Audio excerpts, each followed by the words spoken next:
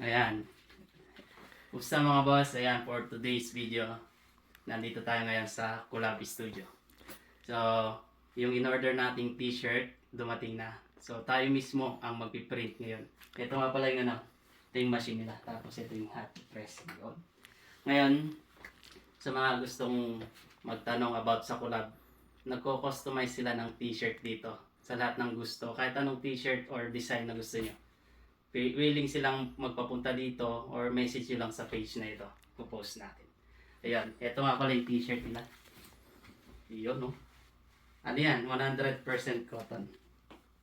Tapos, ito yung tatak ng Siyempre, hindi mo wala yan tatak pula. Yun, no? And then, ito yung design natin, siyempre. Yung tayong maggagawa ng t-shirt mamaya. Ito yung design natin. Dito lang yan sa may collab. So, sa mga gusto magpagawa ng t-shirt dyan, yun. So, ayun na nga mga boss. Ngayon naman, papakita namin sa inyo paano gawin ang t-shirt ng collab. Ayan. Ayan. Tayo mismo ang gagawa. Susubukan natin.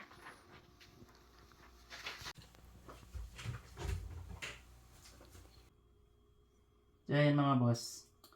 First process tayo, syempre. Tayo mismo gagawa. Sa mga gusto maka-experience nito, mag-message lang kayo sa collab or mag-comment kayo sa video niyan.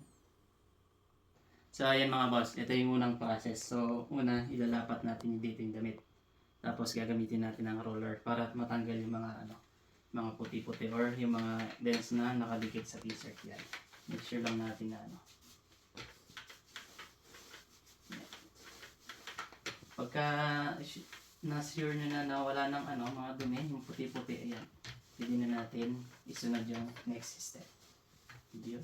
So ayan mga boss, ito yung pinaka-customized na t-shirt natin. So tayo mismo ang gagawa. So ayan, tara. Tingnan nyo.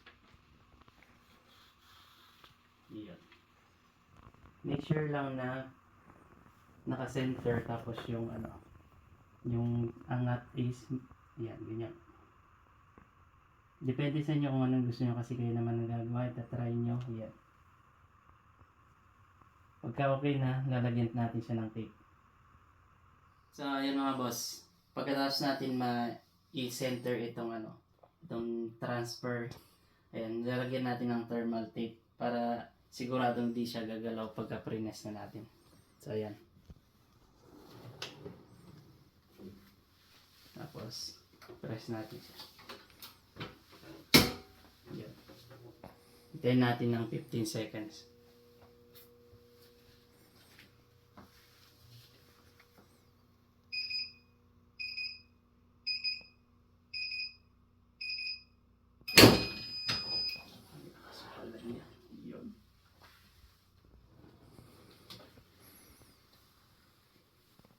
Wow. So ayan mga boss, dito sa front design, kailangan muna natin i-press para matanggal yung mga dumi at saka mag-flat itong damit. Yan. Bago natin idikit yung pinaka-design ng damit. Yan. Wow. Solid.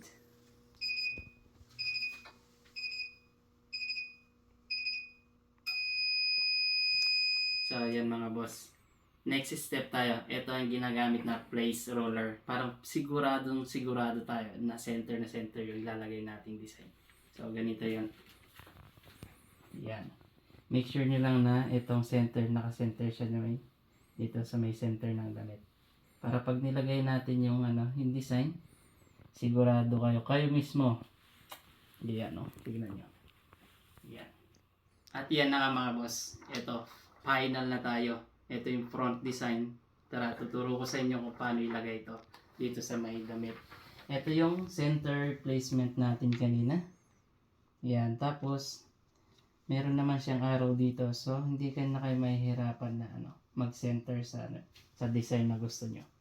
So, yan, pagka na-center nyo na, make sure nyo lang na yan, para tapos lalagyan natin ng tape pagka sigurado na kayo. Yun. So ayan mga boss, kung makikita nyo, ayan, i-actual na natin para makikita nyo na kung talagang center yung design. Matamatahin muna natin kasi nagamitan naman natin ng placement ruler to. So ayan, pinaka-final lang talaga bago natin i-press. Ayan na nga mga boss, ito na yung pinaka-final na ano, ipipress na natin and then okay na ang t-shirt natin dito sa collab. Yun.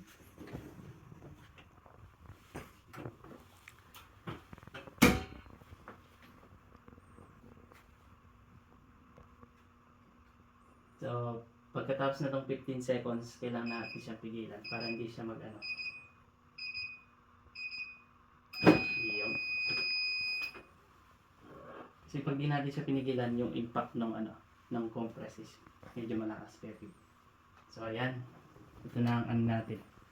Boss D t-shirt. Yun. So, ayan mga boss. Ayan na. Boss D. Di ba? Ang gagawin natin dito, tatanggalin na natin yung film. Tapos, i-final press natin. Para talaga siguradong kahit laban nyo yan, i-washing nyo, hindi talaga matatanggal. So, dito lang yan, sa kulak. Yun. Yun. Yun, no? Yun. Tapos dito sa kabila.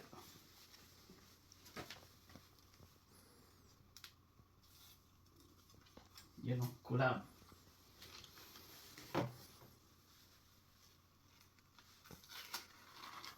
Yun, no? Boss D. Ang gagawin natin dito, ipipress lang natin. 10 seconds para ano, sigurado lang na pang final.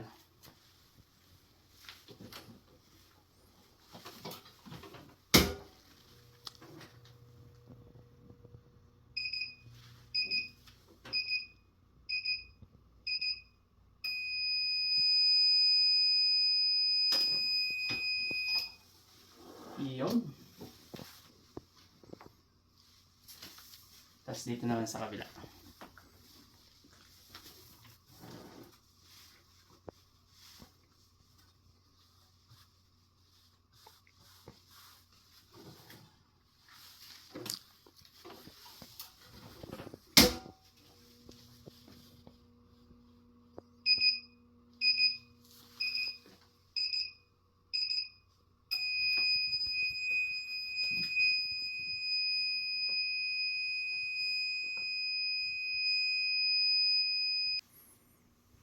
So ayan na nga mga boss. Ito na. Gawa natin yung t-shirt natin from Kulab. Diba? Napakaangas, men. Yun.